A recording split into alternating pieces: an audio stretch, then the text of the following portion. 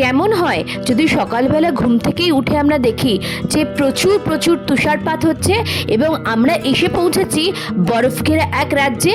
হ্যাঁ, আমার সাথে বিনসারের সকালে কিন্তু ঠিক এমনটাই হয়েছিল। তো welcome to my YouTube channel the world of মিষ্টি। আর ভিডিওটা স্টার্ট করি। যারা ভিডিওটা দেখছেন তাদের অনুরোধ করব শেষ পর্যন্ত ভিডিওটা দেখার জন্য।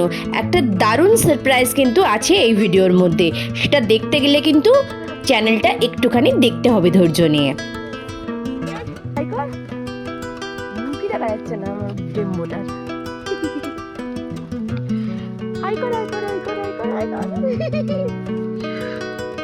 কি সুন্দর স্নোফল হচ্ছে বল। তো এইরকমই তুষারপাতে ঘেরা সুন্দর একটা সকাল উপহার দিয়েছিল আমাকে বিনসার।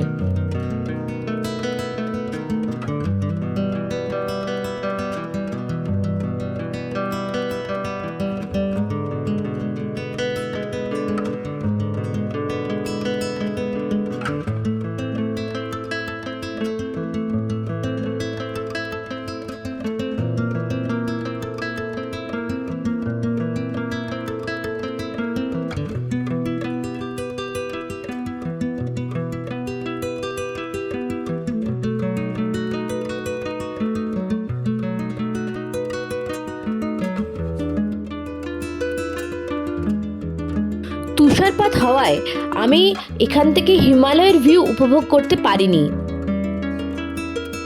কিন্তু যেটা পেরেছি এই তুষারপাতটাকে প্রাণ ভরে উপভোগ করতে পেরেছি।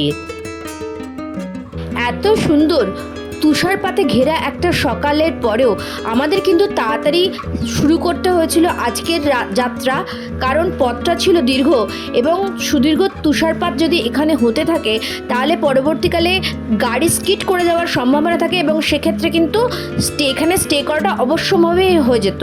এবং আমাদের আজকেই রামনগর মোহনে যাওয়ার কথা ছিল, তাই আমরা ব্রেকফাস্ট করে 9টার সময় পাড়ি দিয়েছিলাম। বিনসার থেকে রামনগরের মোহন পৌঁছানোর প্রধানত দুটি রাস্তা আছে।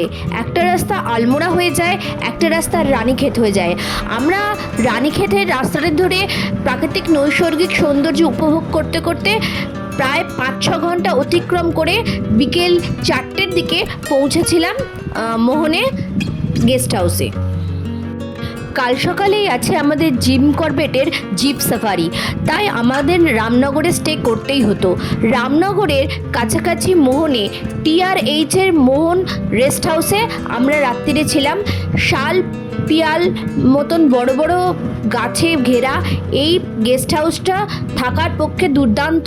আমি আপনাদের সেজন্য ভিউটা তুলে ধরলাম এবং সত্যি কথা বলতে এখানে পৌঁছে আমার মনে হচ্ছিল আমি যেন অন্য কোনো জগতে এসে পৌঁছেছি এবং এর ভেতরের দৃশ্যটাও আপনাদের তুলে ধরলাম। পরবর্তীকালে আপনারা যদি কখনো পরিকল্পনা করেন এখানে আসার বা থাকার, তাহলে এই ভিডিওটা আপনাদের জন্য খুব দরকারি হয়ে পড়বে।